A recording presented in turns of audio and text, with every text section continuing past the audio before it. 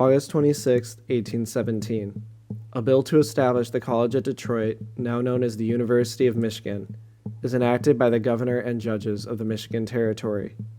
However, it was over a month later before the Native American tribes inhabiting what is now Detroit officially ceded the land for the new university. This land was granted in Article 16 of the Treaty at the Foot of the Rapids, better known by its informal title, the Treaty of Fort Meigs.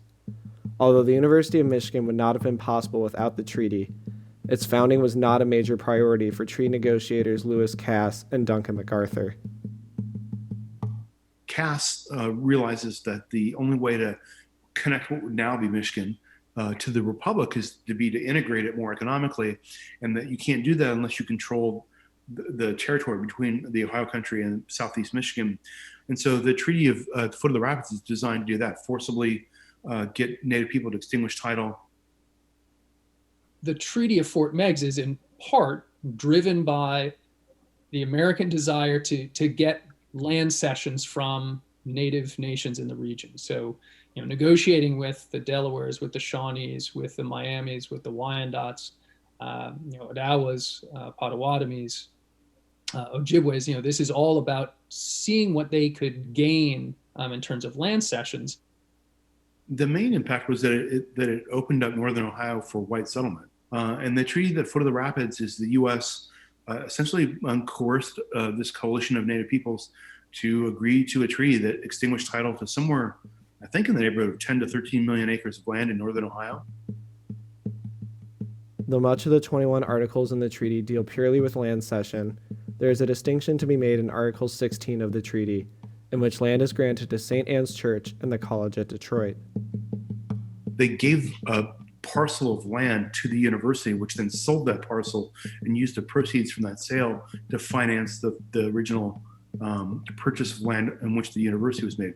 The treaty provision says that in exchange for this land grant, you'll educate Native people. That's the basis for the tuition waiver now.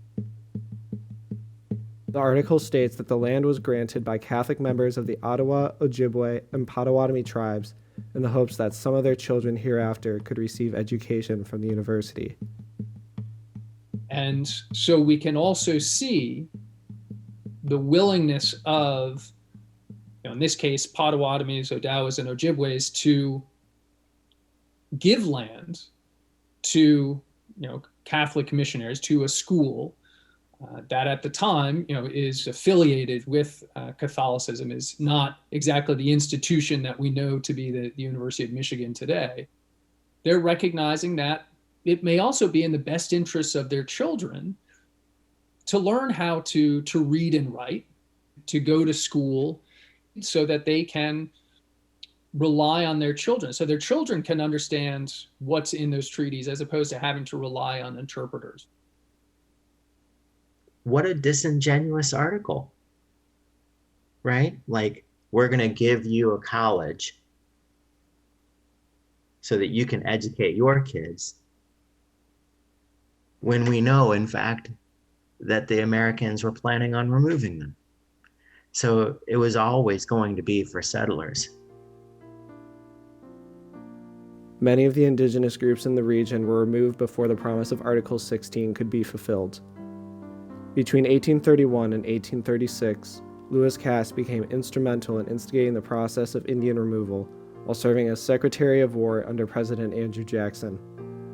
Due to the slow settlement of the Michigan Territory by Euro-American settlers, some of the Ottawa, Ojibwe, and Potawatomi people managed to remain in their homeland in what is now Michigan. There's 14 reservations and federally recognized reservations in Michigan. They stayed in their homelands on reservations. For the most part, most Native people are still in the reservations that were created during the 19th century.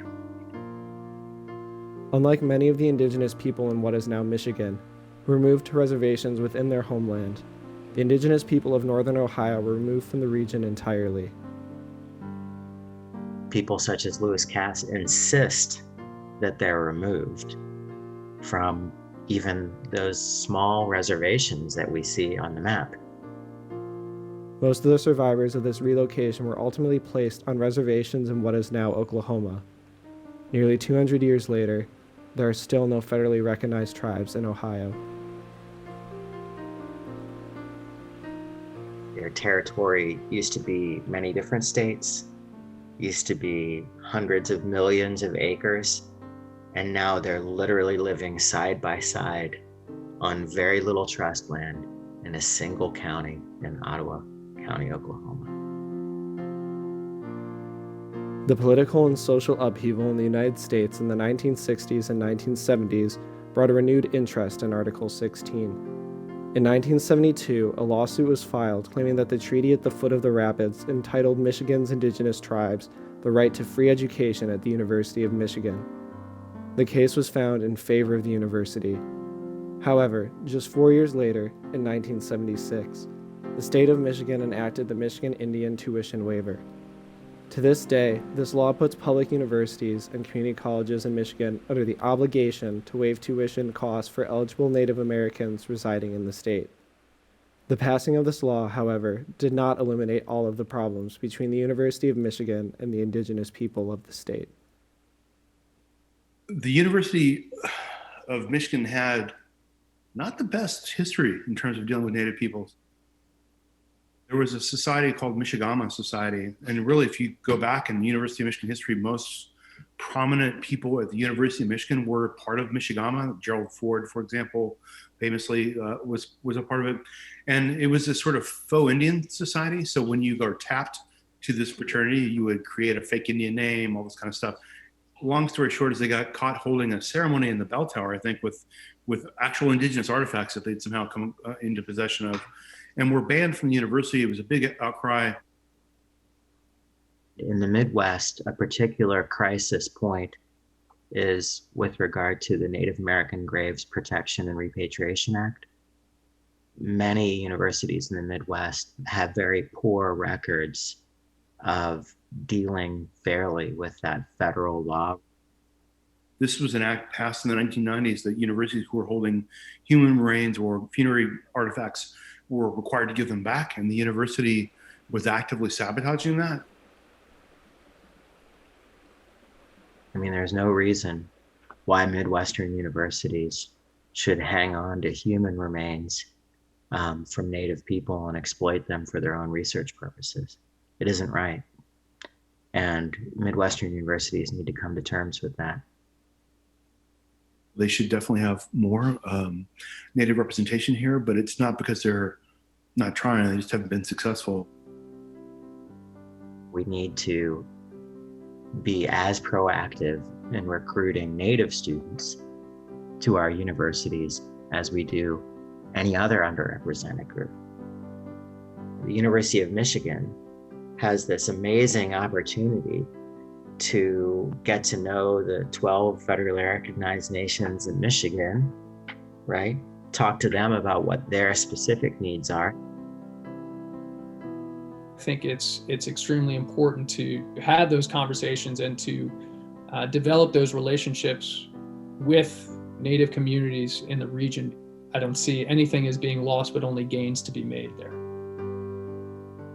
The university as an institution has been pretty good in terms of trying to manage its relationship with Native people since I've been here in 2003. They brought in Phil Deloria, who's a really prominent Native scholar, and they gave him a number of positions to fill to build a Native Studies unit here.